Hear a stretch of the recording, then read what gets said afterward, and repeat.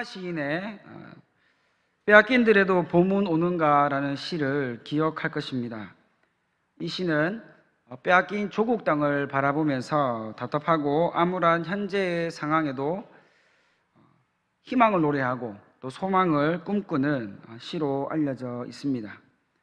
우리가 지금 나라를 잃은 것은 아니지만 우리 현실의 상황을 보면 우리에게 지금 당면에 있는 이 코로나의 문제, 이 문제만 하더라도 이것이 우리의 삶에서 소중한 것들을 조금씩 빼앗아가고 있는 그러한 아픔을 경험하고 있습니다.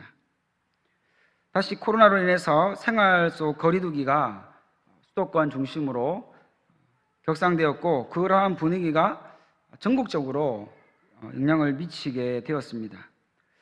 이제는 이 마스크가 나의 피부인지, 그리고 피부가 마스크인지 조차 구분이 되지 않을 만큼 습관적으로 외출할 때 손에 마스크를 잡아서 귀에 거는 이러한 모습들이 일상이 되어 버렸습니다. 또한 그것도 모자라서 이제가 실내에 들어가서 집으로 들어가면 마스크를 벗어야 되는데 한동안 마스크를 계속 하고 있는 저의 모습을 발견할 때도 있었습니다. 우리는 모두 이러한 답답하고 이 암울한 상황이 하루빨리 종결되어지기를 바라고 종식되어지기를 바랍니다만, 그것이 우리의 생각만큼 쉽지 않다는 것을 잘 알고 있습니다. 이것은 비단 코로나 때문은 아닐 것입니다. 엎친 데 겹친다는 표현이 있듯이 안 그래도 사는 것이 힘들고 녹록지 않은데 거기다가 코로나까지 겹쳐서 우리의 삶의 무게는 한층 더 무거워져 버렸습니다.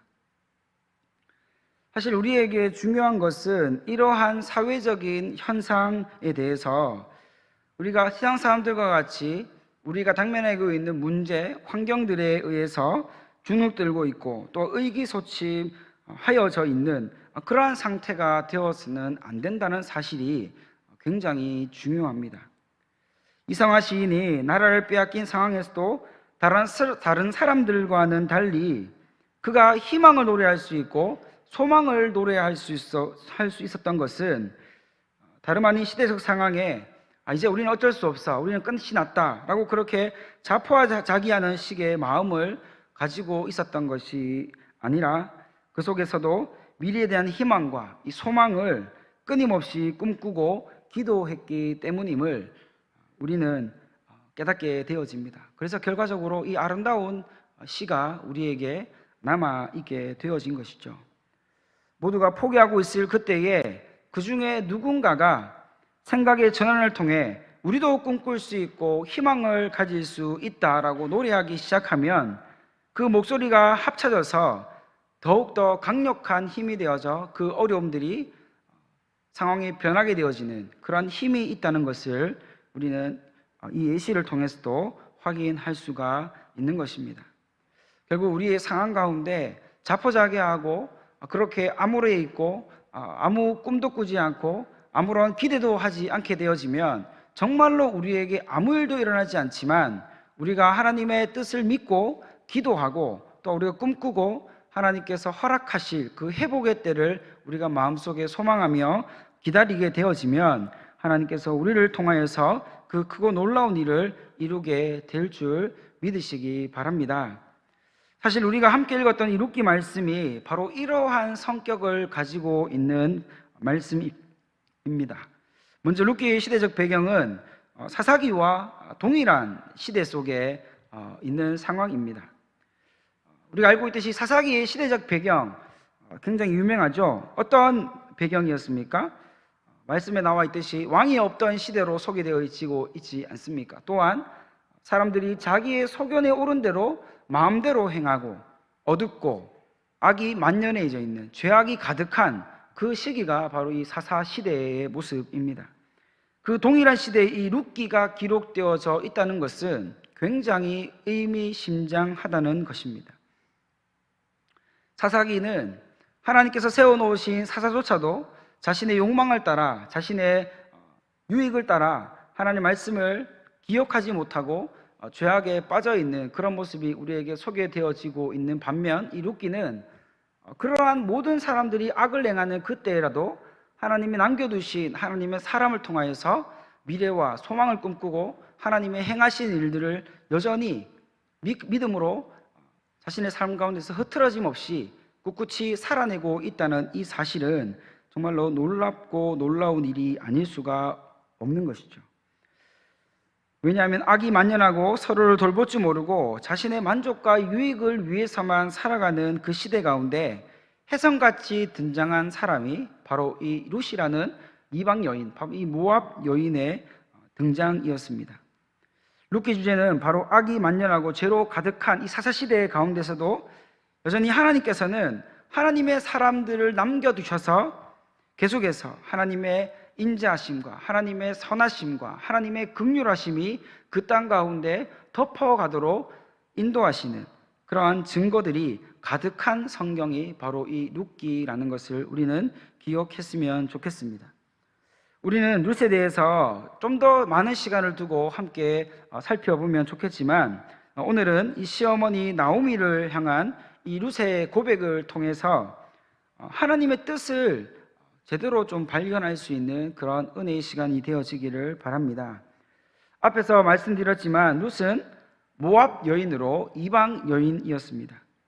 오늘 본문을 보면 그 이방 여인이었던 이 룻이 그가 한 번도 가보지 못했던 그 유다의 베들레헴으로 그녀의 삶의 터전을 전체를 옮겨야 하는 위기가 등장하게 됩니다. 사실 룻의 시어머니 나오미의 고향은 바로 오늘 본문에 등장하고 있듯이 베들레헴이라는 것을 알 수가 있습니다. 나오미는 그곳에서 엘리멜렉이라는 사람과 만나서 가정을 이루었고, 또한 거기서 두 아들을 낳아서 처음에는 굉장히 잘 사는 것처럼 보였습니다. 그런데 그만 그 땅에 하나님께서 흉년을 허락하셔서 더 이상 먹을 것이 없어지자 이 엘리멜렉과 나오미는 살 길을 찾아서 가지 말아야 할, 조금만 더 참아야 할 그 시기 가운데 참지 못하고 버티지 못하여서 결국 이 이방 땅으로 그 삶의 터전을 옮겨 이주해 버리는 사건이 일어났습니다. 그리고 그 땅에서 처음에는 그들이 기대했던 것과 같이 먹을 것이 풍조가 있기 때문에 다시 행복한 삶을 꿈꾸면서 하루하루를 살아가고 있는 모습이 우리에게 비춰지고 있습니다. 그런데 얼마 가지 않아 성경은 그 상황을 완전히 역전시켜서 나오미의 남편이었던 엘리멜렉이 갑자기 죽어버리고 그 땅에서 10년쯤 살 때에 그의 두 아들까지도 모두 죽어버리는 그러한 어려움을 만나게 되었습니다. 남편이 죽은 것도 참 가슴 아픈 일인데 그리 길지 않은 시간 가운데 두 아들 모두를 잃어버리게 되는 그 어머니의 마음은 겪지 않은 사람은 잘 알지 못하는 슬픔이겠지요. 어쨌든 이제 나오미는 기대 부푼 마음을 가지고 모압이라는 이방 땅으로 가서 살고 있었지만 결국 모든 것을 잃어버리고 그녀에게 남은 것이라고는 두 며느리밖에 남지 않았습니다. 남편도 죽고 아들도 죽어버리고 나니 더 이상 이 이방 땅에서 혼자 힘으로 이 두 며느리를 데리고 살아갈 용기도 잃어버리고 또 힘도 잃어버린 그 나오미는 아주 중요한 결정적인 선택을 해야 될 때가 오게 된 것을 직감했습니다. 그래서 두 며느리를 자신의 앞으로 불러 모으고 진지하게 그 며느리들에게 이제 너희들의 삶을 찾아서 너희 살 길을 찾아서 나를 이제 떠나가도 좋다, 내가 이것을 허락한다 라고 하면서 두 며느리에게 자신을 떠나가라고 당부했던 것입니다. 어찌 나이 많은 이 자신을 이 두 며느리에게 나를 책임지라고 말할 수 있겠습니까? 어떻게 그 베들레헴의 그 두 며느리들을 함께 가자고 요청할 수가 있겠습니까? 나오미는 그 두 며느리를 향하여서 진심을 다해 이 하나님의 복을 빌어주는 모습이 루기 1장 8절에 등장하게 되는데요. 그 8절에 보면 제가 읽어드리겠습니다. 이렇게 기록되어 있습니다. 너희가 죽은 자들과 나를 선대한 것 같이 여호와께서 너희를 선대하기를 원하며 라고 말하고 있는 이 나오미의 모습을 보여주고 있습니다.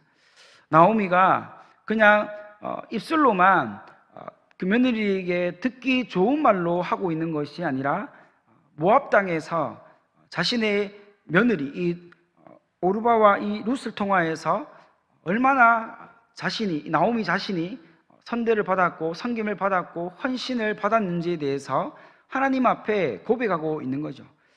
이 두 며느리가 그동안 나에게 어떻게 한 것인지 하나님이 아시지 않습니까? 그가 행한 대로 하나님께 복을 받기를 원합니다 라고 진심 어린 마음으로 축복하고 하나님의 복을 빌어주는 그런 모습이 등장하고 있는 것을 확인하게 됩니다. 비록 이방 여인이었지만 이 오르바와 룻은 그들의 시어머니, 시아버지 그리고 두 남편을, 자신의 남편들을 정말 지극정성히 섬기고 대하였습니다. 이것이 시어머니 이 나오미에게는 큰 감동이었고 하나님 앞에 복을 빌어줄 때에 정말 온 마음을 다해서 진심으로 자신을 떠나가는 이 두 며느리를 바라보면서 기도하고 있는 모습을 우리는 보게 되어지는 것이죠. 두 며느리에 대한 나오미의 마음은 진심이었고 그 진심이 하나님의 복으로 바뀌어져서 그들의 삶 가운데 이제는 슬픈 일이 아니라 기쁘고 즐거운 일만 기다리게 되어지는 그러한 앞날을 기대하고 있었습니다. 하나님의 위로가 그들의 삶 가운데 온전히 나타나기를 바라는 그러한 마음으로 하나님께 기도하였다는 것이죠. 나오미의 마음이 통했는지 첫째 며느리인 오르바는 어머니 뜻을 알고 통곡하면서 울면서 나오미와 가슴 아픈 이별을 하기 시작합니다. 나오미가 계속해서 자신을 떠나가라. 너희가 이제 살 길은 이 길밖에 없다. 나를 떠나가서 너희 살 길을 개척해라. 너희 부모님 집으로 가든지 아니면 또 다른 남자를 만나서 다시 시집을 가든지 이 길밖에 너희가 살아갈 수 있는 방법이 없다. 그러니까 나를 떠나가라. 이렇게 이야기를 하고 난 다음에 아무리 생각해 보아도 이 오르바는 어머니인 이 나오미와 함께 끝까지 갈 수 없다고 판단을 하였습니다. 그래서 결국에는 이 나오미와 정말 부둥켜 울면서 통곡하며 울면서 가슴 아픈 이별을 하게 되어지는 장면이 나오죠. 그런데 나오미의 계획대로 되지 않는 사람이 있는데 오늘 등장하고 있는 바로 룻입니다. 룻은 자신의 부모에게도 돌아가지 않았습니다. 기필코 나오미에게 말하기를 혼자 남으신 시어머니인 나오미를 따라가겠다는 그런 강경한 뜻을 내비쳤습니다. 나오미는 만약 룻이 끝까지 자신을 따라와서 베들레헴으로 들어가게 되어지면 그때부터 너의 삶은 꽃길이 아니라 오히려 더 어려운 환난과 고통과 아픔이 있는 그러한 삶의 연속이 이어질 것이라는 것을 미리 말해 주었습니다. 너의 마음은 고맙다만 네가 결정한 이 결정이 너의 삶에 앞으로 어떻게 비춰질지 이 나오미가 모든 것을 다 말해 주었다는 거죠. 그렇게 하면 룻도 이 오르바와 같이 자신을 떠나게 될 것이라고 생각을 했습니다. 그런데 룻의 고백을 통해 우리는 더 이상 시어머니 나오미가 룻에게 돌아가라는 말을 더 이상 하지 못하게 되는 그런 상황이 되어지는 것을 보게 됩니다. 나오미가 더 이상 며느리인 룻에게 돌아가라고 말하지 못하는 그 근거가 어디 있냐면 오늘 본문 말씀 16절에서 17절을 통해서 우리는 이것을 확인할 수 있습니다. 정말 열심히 자신과 함께하면 고통이 따른다는, 어려움이 닥친다는 이런 어려움을 계속해서 강조하고 자신을 떠나게끔 만드는 그 나오미의 이야기를 다 듣고 난 후에 룻은 드디어 입을 열어 이야기하기 시작합니다. 16절을 제가 한번 읽어보겠습니다. 룻이 이렇게 시어머니에게 고백하고 있습니다. 룻이 이르되 내게 어머니를 떠나며 어머니를 따르지 말고 돌아가라 강권하지 마옵소서. 어머니께서 가시는 곳에 나도 가고 어머니께서 머무시는 곳에 나도 머물겠나이다. 어머님의 백성이 나의 백성이 되고 어머니의 하나님이 나의 하나님이 되시리니. 아멘. 한마디로 16절은 모든 것을 잃어버린 나오미에게 룻이 앞으로 자신의 삶에 대해서 나는 이제 이렇게 할 것입니다라고 단언하고 있고 결단하고 있는, 결심하고 있는 그 내용으로 고백하고 있는 것을 보게 되는 것이죠. 바꾸어서 이야기해 보면 이렇게 말을 했을 것이라고 생각이 되어집니다. 어머니, 더 이상 저에게 어머니를 떠나라고 다시는 말하지 마세요. 이미 저는 마음을 정했습니다. 어머니를 따를 것입니다. 어머니를 따를 때 기쁜 마음으로 따라갈게요. 어머니 함께 해요 라고 그렇게 룻이 시어머니인 나오미에게 웃으면서 이야기했지 않았을까라는 그런 생각을 해봅니다. 그렇게 룻은 나오미에게 자신의 정확한 입장을 전달하였습니다. 이렇게까지 말하는데 어떤 시어머니가 그래도 나를 떠나가라고 계속해서 등을 떠미는 시어머니가 어디 있겠습니까? 나오미를 따르고자 하는 룻의 마음이 얼마나 확실하게 정해지고 또 정해졌냐 하면 룻은 이미 나오미의 이 죽음까지도 생각하고 있는 내용이 이 17절 말씀에 등장하게 됩니다. 우리 함께 17절을 함께 한번 읽어보겠습니다. 시작. 어머니께서 죽으시는 곳에서 나도 죽어 거기 묻힐 것이라. 만일 내가 죽는 이후에 어머니를 떠나면 여호와께서 내게 벌을 내리시고 더 내리시기를 원하나이다 하는지라. 아멘. 나오미의 죽음까지도 생각하고 자신도 나오미가 죽는 그곳에서 생을 마감하겠다는 그러한 결의에 찬 고백을 하고 있는 이 룻의 모습을 보면서 나오미의 마음은 근심과 염려와 미안함과 또한 대단히 걱정스러운 마음이 먼저 앞서게 되었습니다. 그렇게 서로가 서로를 바라보면서 있을 때에 룻이 웃으면서 눈가에 눈물이 주르륵 흘러내리고 있었는데 그 말을 듣는 나오미도 어떻겠습니까? 울고 있는 그 며느리를 안으면서 함께 울지 않았을까요? 룻의 눈물은 어떤 눈물이었습니까? 어머니를 끝까지 잘 모시겠다는 결단의 눈물이었고 어머니인 이 나오미의 눈물은 앞으로 이 룻이 자신을 따라서 살아가게 될 때에 배고픔과 또 어려움과 아픔과 또 무서움과 이러한 여러 가지 감정들이 한꺼번에 몰려오면서 그 며느리에 대한 미안한 마음이 너무 커서 그 미안함의 눈물로 흘러내리고 있었다는 것을 알 수가 있는 것이죠. 여기서 우리는 중요한 한 가지를 발견할 수 있어야 합니다. 그러면 룻은 왜 자기가 끝까지 이 나오미를 책임지고 끝까지 봉양하려고 하였을까요? 어머니가 진심을 다해 이제 나를 떠나도 좋다, 너의 살 길을 찾아가라고 했을 때 그때 서로가 서로를 이제 이별하는 것이 어쩌보면 아름다운 모습일 것이고 그것이 서로가 윈윈하는 그러한 모습일 수도 있었겠는데 왜 이 룻은 어머니가 극구 반대하고 시어머니가 돌아가라고 하는 그 이야기를 들었고도 더 결의에 찬 마음으로 어머니 나에게 더 이상 돌아가라고 하지 마세요. 나는 어머니가 죽는 곳에 내가 죽겠습니다. 어머니의 백성이 나의 백성이 되고 어머니 하나님이 나의 하나님이 되실 것입니다 라고 그렇게 말하고 있는 것일까요? 그 근거는 바로 우리 16절 말씀 후반부에서 찾아볼 수가 있습니다. 나오미를 향한 이 룻의 그 마음이 왜 이렇게 절절하고 왜 이렇게 확실한지, 왜 그렇게 되었는지 그 이유가 나오는데 후반절에 보면 16절 후반절에 보면 어머니 백성이 나의 백성이 되고 어머니 하나님이 나의 하나님이 되시리니 라고 하는 이 부분에 바로 초점이 맞춰져 있는 것을 알 수 있습니다. 룻은 어떤 여인이었습니까? 모압 여인이었습니다. 이방 여인이었다는 거죠. 그 이방 여인으로 살아가고 있는 그가 모압 사람들을 보면 이제 그 당시에 이 모압에는 그모스라는 신전이 있었고, 그 그모스 신전에서 그 그모스를 숭배하는 일들이 비일비재하게, 모압 사람이라면 당연히 이 그모스를 숭배하는 그러한 공식으로 여겨지던 그 지역에서 이 룻이 어떤 집안으로 이제 결혼을 해서 오게 되었습니까? 바로 기독교 집안, 하나님을 믿는 믿음의 집안으로 결혼을 하여서 들어오게 된 것이죠.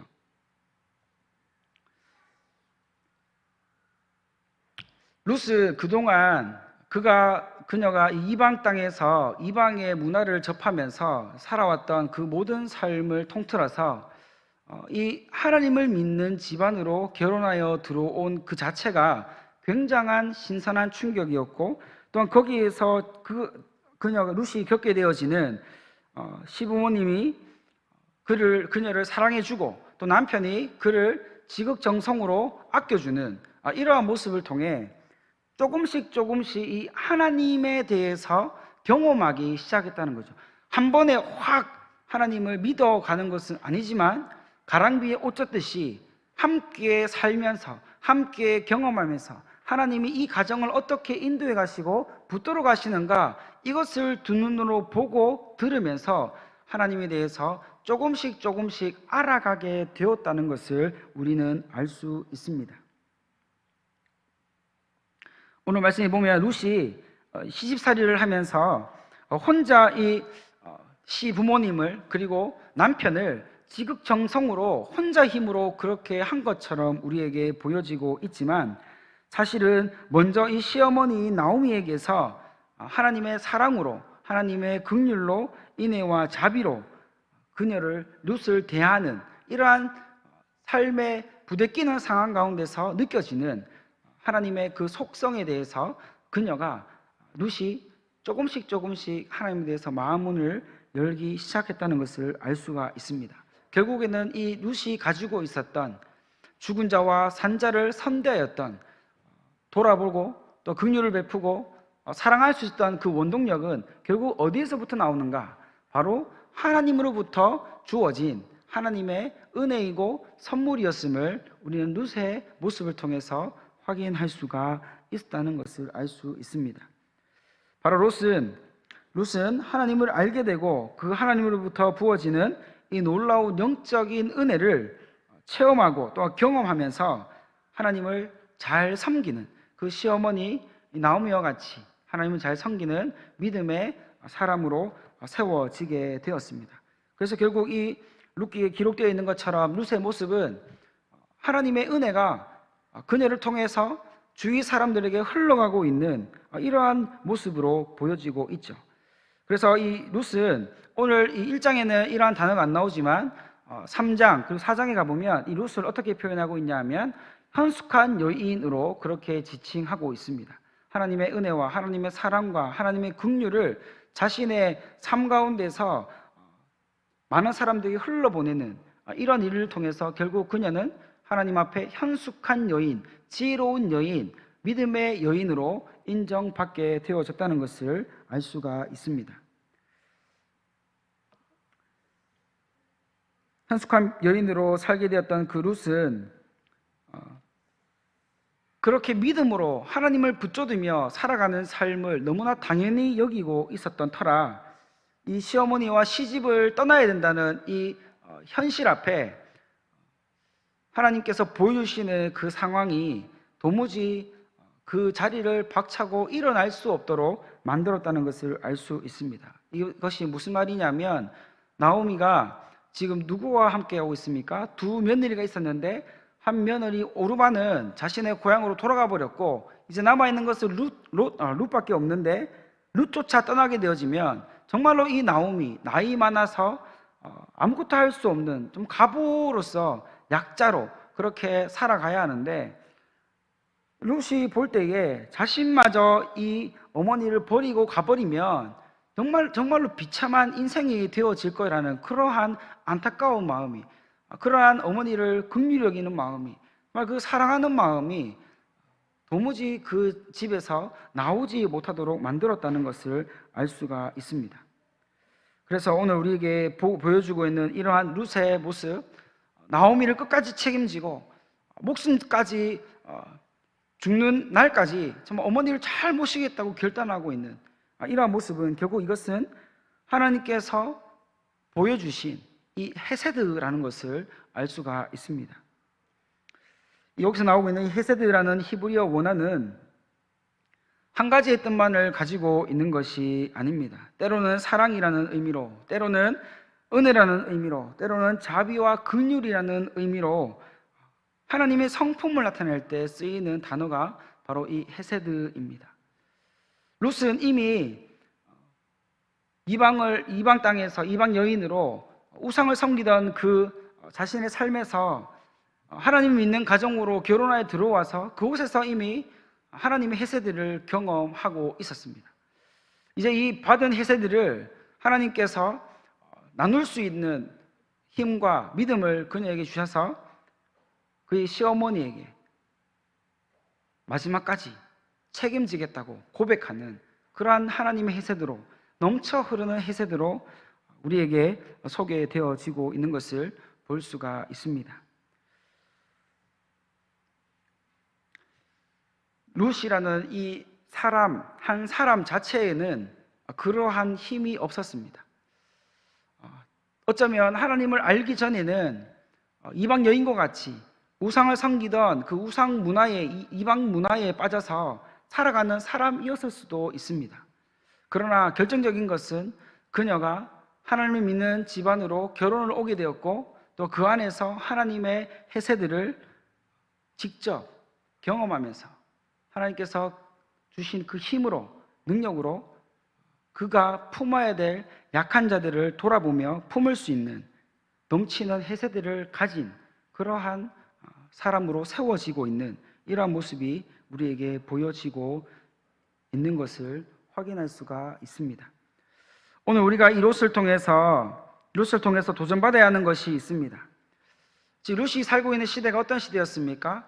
사사시대였다고 말씀드렸는데 죄악이 만연해 있는, 악이 만연해 있는, 그래서 하나님의 은혜라고는 어느 것도 찾아볼 수 없고 사랑과 베품과 용서와 화해와 평화와 이런 하나님의 성품을 나타낼 수 있는 그 어떤 것도 남아있지 않던 그 사사시대에 하나님이 이방 여인인 이 룻을 통하여 하나님의 사람들인 오늘 우리에게 알려주시고 또 깨닫게 하시는 것은 우리 상황이, 우리의 환경이, 우리의 여건이 아무리 좋지 못하고 하여도, 특별히 지금 우리가 살고 있는 이 시대에 코로나가 계속해서 겹쳐지고 코로나뿐만 아니라 다른 이야기들이, 다른 어려움들이 우리 가운데 엎친 데 덮친 격으로 다가온다고 하여도 우리는 하나님의 사람으로서, 특별히 하나님께서 주시는 그 헤세드, 은혜와 긍휼과 인애와 자비와 같은 하나님의 속성을 나타내며 살아가는 이 믿음의 힘을 잃어버리지 않아야 한다는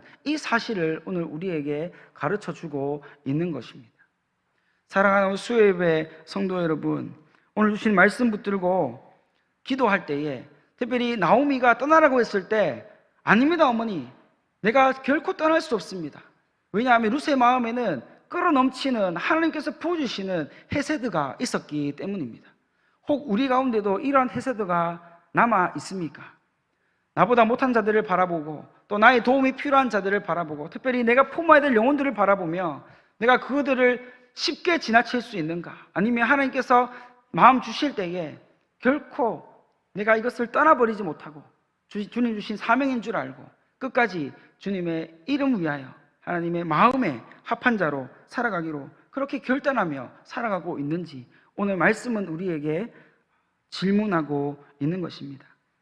그래서 우리는 오늘 이 시간 기도할 때 하나님 나에게도 룻에게 부으셨던 이 넘치는 헤세드, 하나님의 은혜와 하나님의 자비와 하나님의 긍휼과 하나님의 위로가 나를 통하여 많은 사람들에게 흘러갈 수 있도록 하나님 나에게 은혜를 부어달라고 우리가 반드시 기도할 수 있는 이 귀한 시간이 되어지기를 간절히 바랍니다.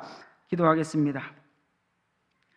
사랑과 은혜가 풍성하신 하나님, 오늘 이 시대가 아무리 악하고 어둡고 암울하고 답답하고 앞이 보이지 않는 그런 어려움에 있다고 하지만 우리가 결코 잊지 않아야 되는 것은 그럼에도 불구하고 지금도 여전히 하나님의 헤세드, 하나님의 은혜와 자비와 긍휼과 위로가 하나님의 사람들을 통하여 지금도 계속해서 전해지고 있다는 이 사실을 우리가 기억하기를 원합니다. 하나님이여, 오늘 이 땅 가운데 우리가 환경을 바라보고 주위를 바라보고 또 여러 가지 것들을 바라보면 답답합니다. 하나님, 어떻게 해야 될지 모를 때가 많습니다. 하지만 오늘 기억합니다. 이 어떠한 어려움 가운데서도 우리가 해야 할 일, 바로 넘치는 해세들을 가지고 이 땅 가운데 하나님의 뜻을 나타내는 믿음의 삶을 살아갈 수 있도록 하나님, 우리 한 사람 한 사람을 사용하여 주시고 준비시키시고 인도하여 주시옵소서. 오직 하나님의 넘치는 해세드가 우리의 삶을 가득 채워지기를 간절히 소망하오며 감사합니다. 이 모든 말씀 예수님의 이름으로 기도합니다. 아멘.